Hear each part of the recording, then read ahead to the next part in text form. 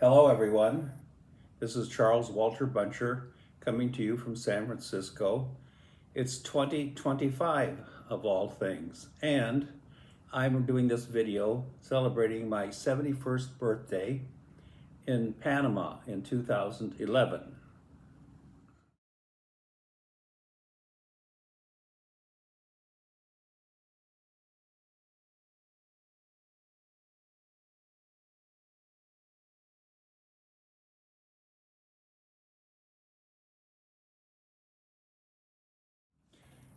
Now, I flew to Panama, and it was late afternoon, and I came out of the airport and looked around, and I didn't see any taxis or anything, and there was a van that held about 6 people, and the man said, well, I'm going downtown, but I want to get more than one person to uh, make sure that there's not as much cost for gasoline and all that sort of thing. But he said, you can get in and we'll wait for a while if you don't mind. And I said, well, there was nothing else around, so why not? So I sat in the jump seat, and we sat there for 15, 20 minutes. And then finally he said, well, I guess I might as well take you back downtown to your hotel, which was right in the middle of town. He didn't seem too happy, but what did I care as long as I got to the hotel? We're driving along, and suddenly he looked at me and he wondered why I was looking so strange. He said, what's wrong? I said, nothing's wrong. I said, I can't believe the skyline. I said, it looks like Hong Kong or something. All these 40, 50, 60-story high rises. I can't believe it. He said, yes. He said, it's really a thriving city. He said, what happens is that there's 3 or 4, maybe 5 top medical centers there. They're the top in Central and South America. They do everything, including transplants. So he said everybody that was in Central and South America came to Panama and spent a lot of money because they got such good care. So that was really interesting. And we pulled up in front of my hotel and he let me out. And I thanked him for giving me a ride into town.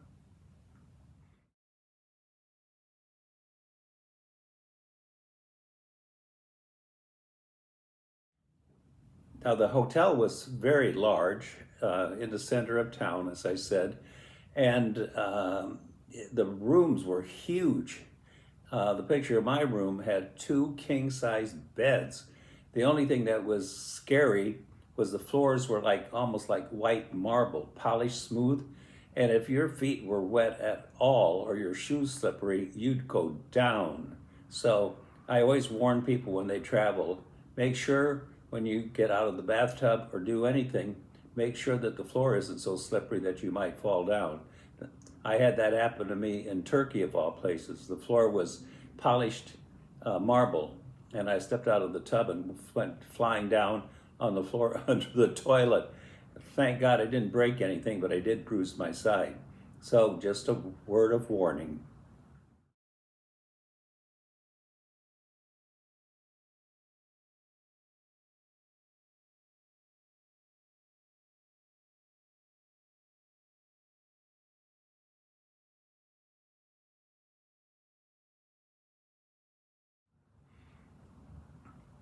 The next day I did a tour of Old Town, and it was interesting, just a lot of European buildings from the Spanish and all that sort of thing.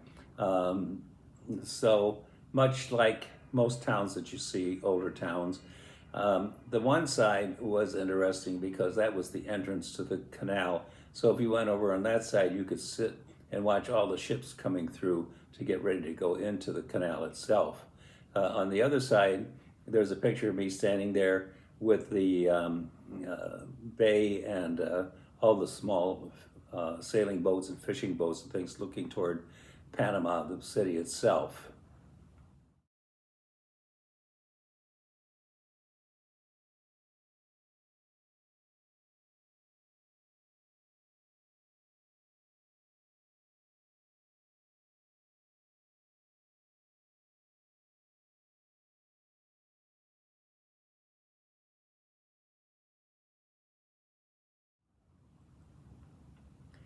And another thing to see in Old Town was the Emerald Museum.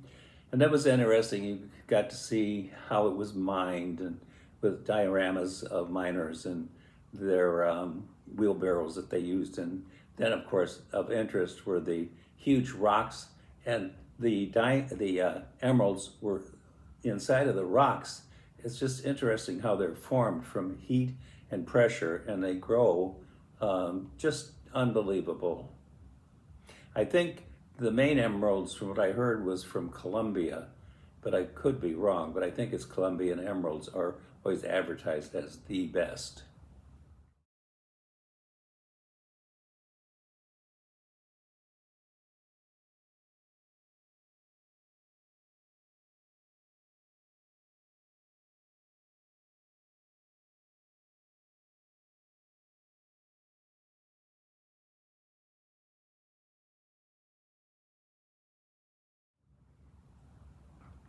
So the next day, I went to the Panama Canal to the entrance, and there's a huge building there. And I went through the building. It's a museum, and they not only have the history of the Panama, but they have all kinds of aquariums with the fish and that are local fauna. And those were interesting to see what was actually in the original river and then in the lake that there's set up now.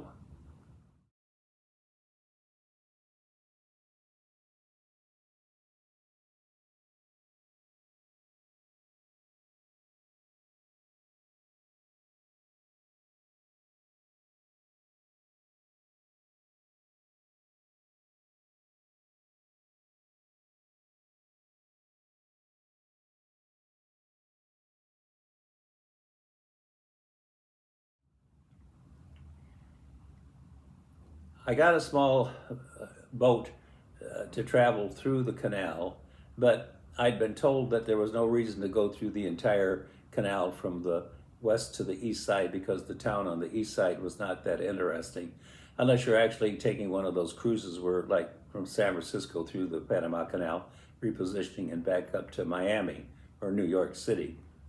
So I wasn't that interested.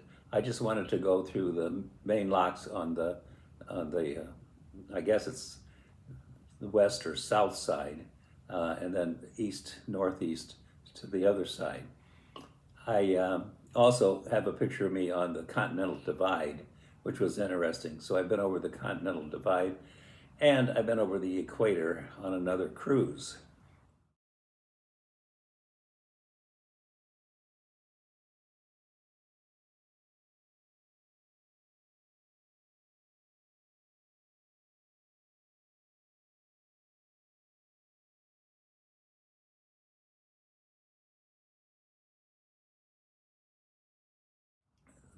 Now, it was interesting. We sailed into the middle of the lake as it was going over to the other end, and we stopped, and everybody said, "Why are we stopping in the middle of the lake?" Well, they said, "Mr. Buntjer is getting off here. He's going to this big hotel in the jungle, and a launch is coming out to pick him up." So the launch came out. I smiled at everybody and said, "I was celebrating my birthday tomorrow, and I'm going to be in the jungle." They all said, "Oh my, how exciting." So I got on the launch, and off we went to the dock on the shore.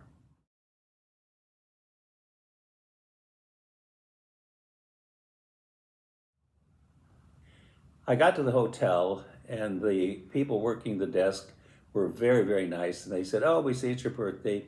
We put some wine in your room and some snacks and anything else you want to have. We're here, so just make sure you come down and we'll take care of you. Plus, if you have any tours or anything, we'll set them up for you."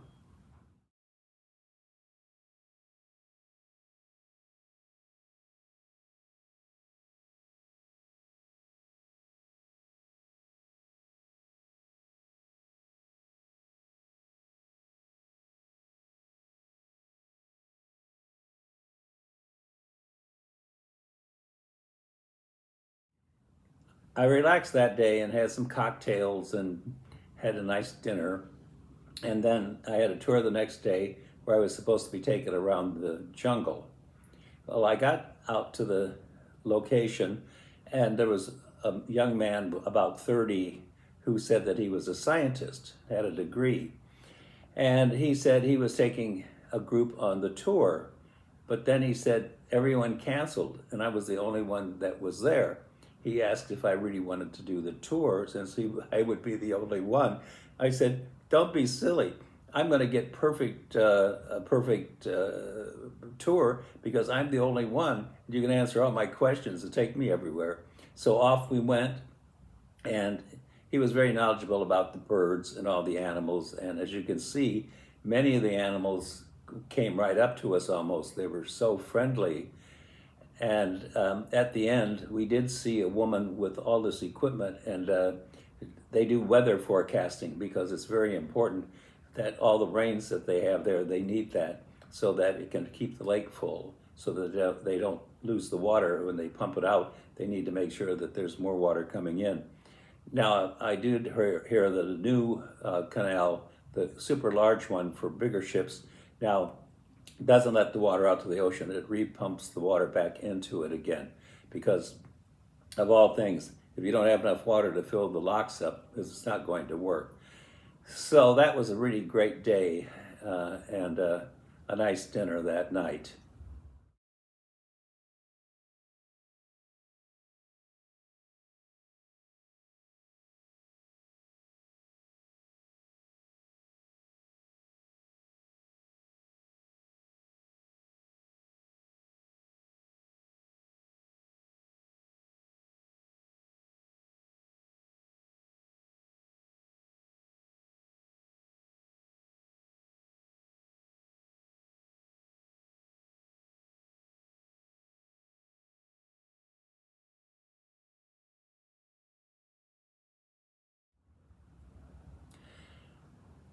I was there a couple of days relaxing, and then I took the launch back and got on the boat and went back to Panama City. And I went to the old town area that I had uh, taken a tour in when I first got there. And I had a hotel on the side that looked up and toward the beginning of the Panama Canal. It was really, really nice because the weather was wonderful and we could sit out there, relax, and see the ships coming and going all day long. I met some nice people, so it was nice to sit and relax and talk and check out what was going on.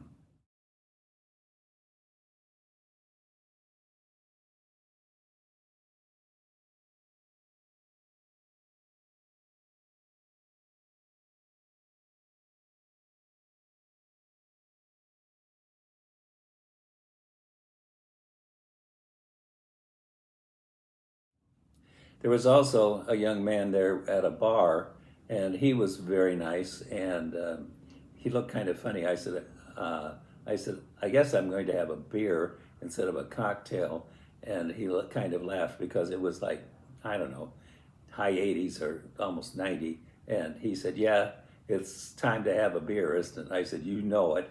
So I did have a beer or two and got a good night's sleep. And the next day, I got up early and off to the airport and back to San Francisco. So, another great birthday, my 71st birthday in 2011 in Panama. So, a little champagne for that trip. Cheers.